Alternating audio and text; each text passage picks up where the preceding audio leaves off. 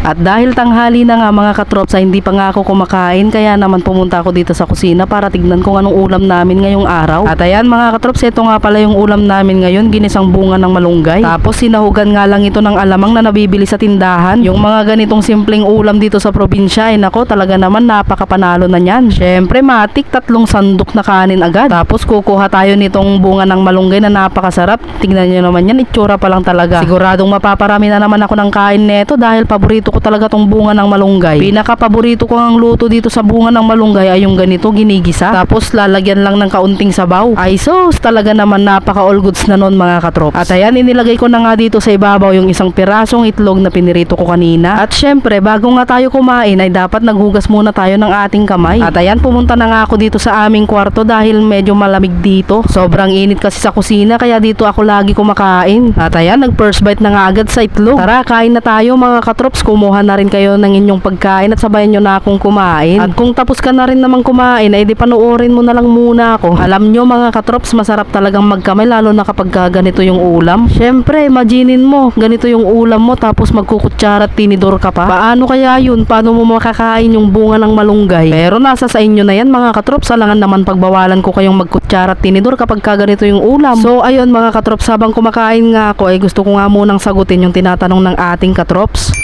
Sabi nga ni Ate SY ay bakit tagal mong wala katrop? So ayun, shoutout muna sa'yo Ate SY. Ganito kasi yon mga katrop. Kaya sobrang tagal kong nawala at hindi nakakapag-upload dahil yung dati kong Facebook page kasi ay nagka-violation. At eto nga yung dati kong Facebook page mga katrops.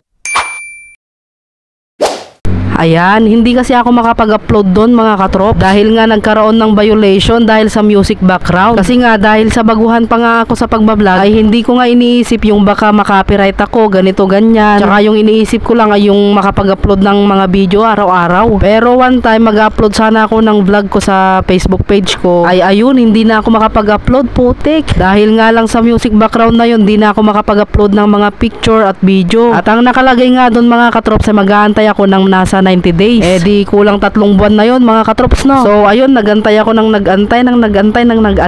Hanggang sa ngayon ay wala akong naantay. Sobrang na-stress nga ako noon mga katrops dahil lahat ng mga pinaghirapan ko ay nabaliwala lang. Sobrang hirap kaya gumawa ng content araw-araw. Tapos mag-e-edit at magbo-voice over ka pa. Kaya naman sa mga baguhan pa lang sa pagbablog dyan, mag-iingat kayo sa mga pinopost nyo mga katrops dahil kapag hindi kayo nag-iingat ay nako, sayang talaga ang pinaghirapan. Mababaliwala lang talaga lahat ng pinaghirapan mo. Pero para sa akin, hindi man nag-success sa una, ay try and try lang talaga mga katrops hanggang sa maging success. Kaya naman napag-isip-isip ko na gumawa na lang ulit ng bagong Facebook page. Kasi sabi nga nila mga katrops, hanggat nabubuhay ay may pag-asa. O diba? Tama o tama? Kaya naman ikaw na nanonood, kung hindi ka pa naka-follow sa akin ay mag-follow ka na. At pakisuportahan na rin pala yung YouTube channel at TikTok account ko mga katrops, ilalagay ko na lang sa comment section. At ayan, shoutout nga pala sa mga katrops natin.